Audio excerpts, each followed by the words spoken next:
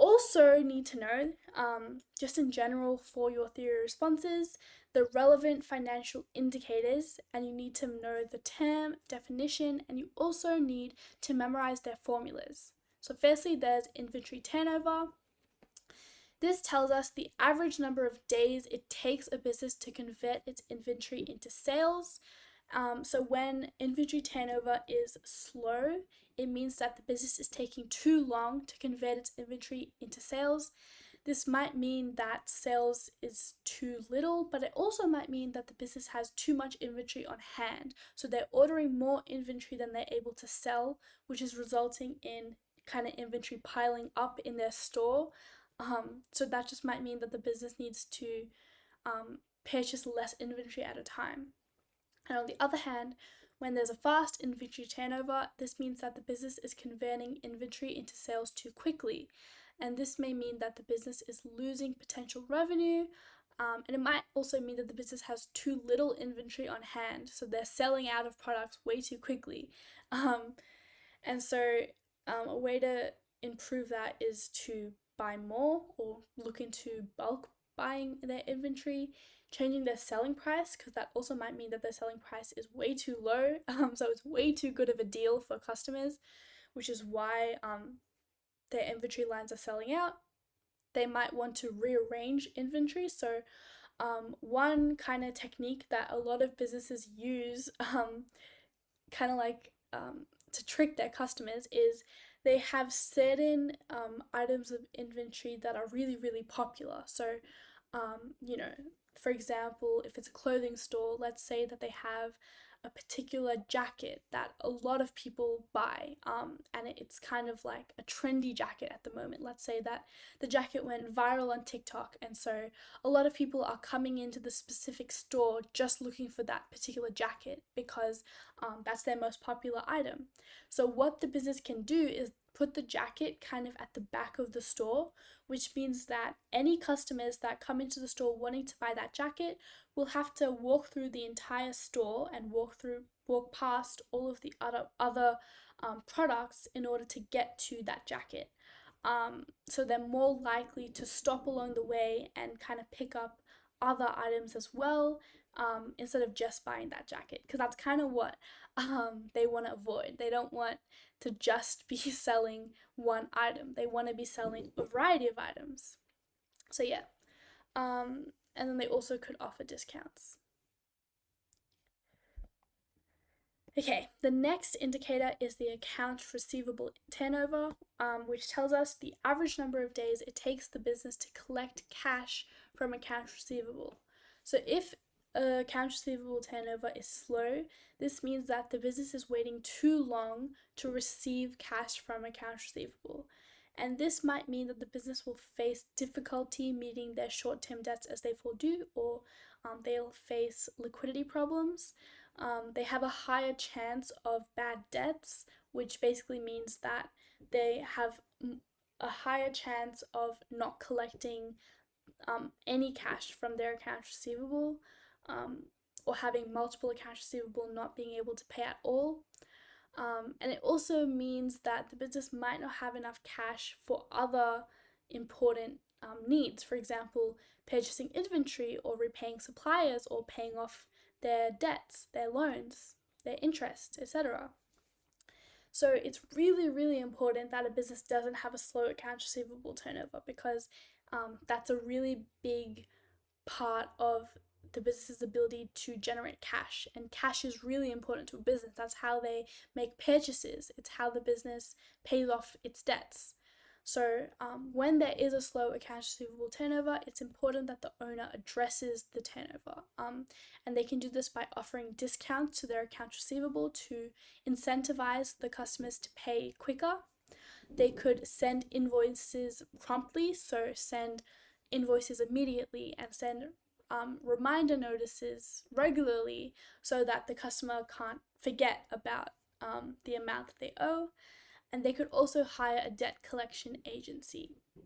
And it's a key point to note that the same goes for the accounts, the inventory turnover and the next turnover, but these financial indicators are an average measure indicator. So it indicates the average. So with inventory turnover, it's the average number of days it takes the business to sell inventory. And with accounts receivable, it's the average amount of time it takes customers to pay. And with the next one, accounts payable, it's the average amount of time it takes the business to pay accounts payable. So this might indicate that most accounts receivable on average aren't repaying the business on time. So it might even just be one or two really, really slow accounts receivable, but most of your accounts receivable are fine.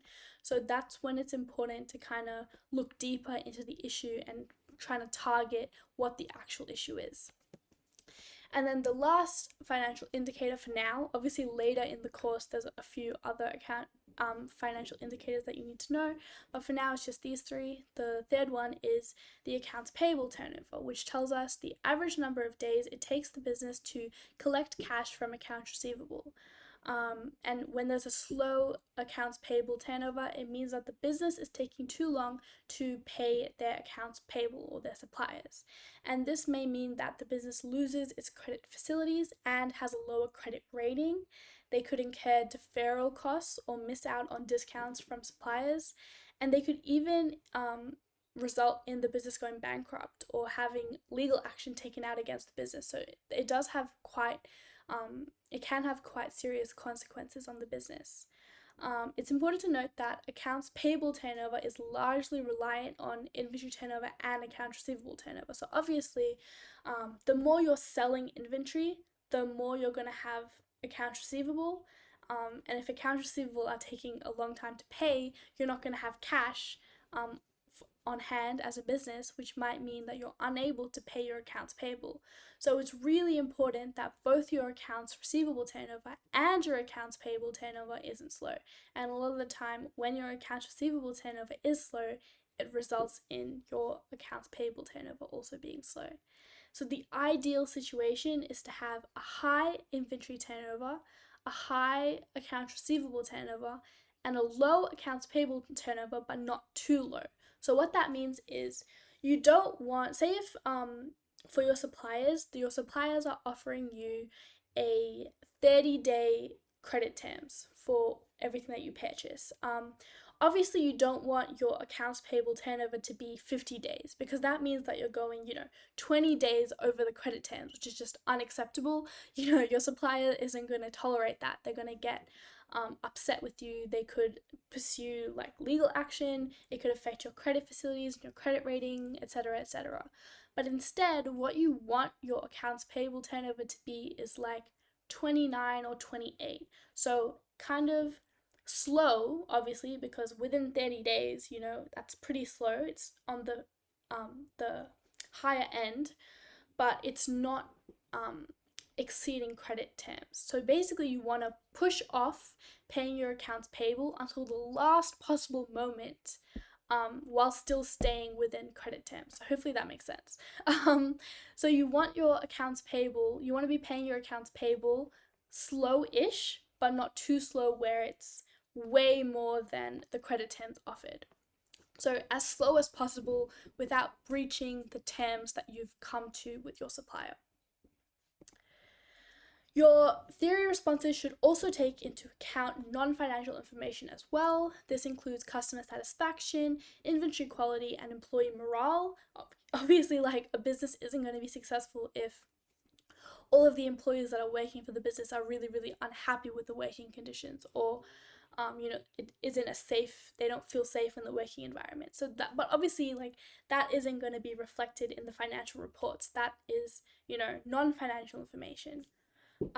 Examiners and the people that are marking your SACs and your exams, they love when students include non-financial information in their responses because this kind of shows to them that this student, like, they don't just understand the content of accounting, of VCE accounting, they can also kind of take that knowledge and apply it to the real world. Often this can even be like a really, really small detail that's included in the background information of the question that most students will just pass over. So that's why it's really important that you read your theory questions carefully, and you really identify details of non financial information that may be useful within your response.